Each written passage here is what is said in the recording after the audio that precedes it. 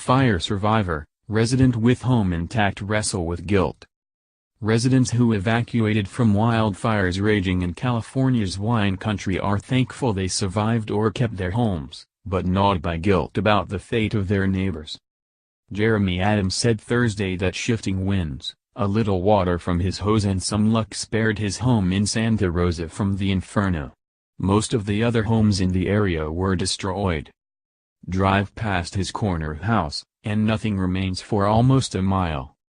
That first night it was just a horrible feeling. Like why me? Adams said. I still feel that. That guilty feeling. Why do we get spared and them not? To see them come back to what they have, or don't have, was pretty horrifying.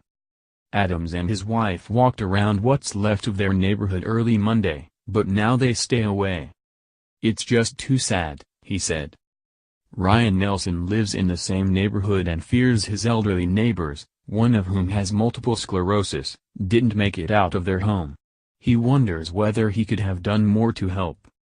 At his house filled with smoke, Nelson ran over to his neighbor's house and pounded on their doors and windows but wasn't able to get their attention.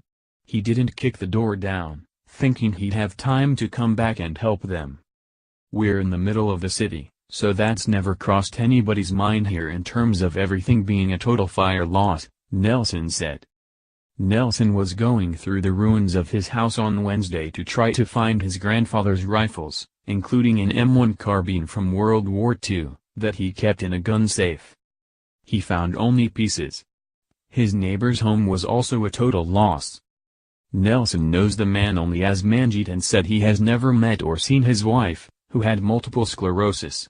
Manjeet, who was in his 70s, has no car and is fairly reclusive, Nelson said, seen occasionally walking to the nearby Trader Joe's or elsewhere in the neighborhood in a blue or white turban and sandals. He rarely answered the door if Nelson knocked.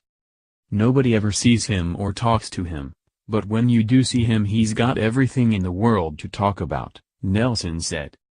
Nelson said he awoke to the sound of a frightened dog scratching at the door. The dog followed him as he went to alert neighbors, but he lost track of her and doesn't know whether she survived and was rescued. Nelson said he underestimated the fire.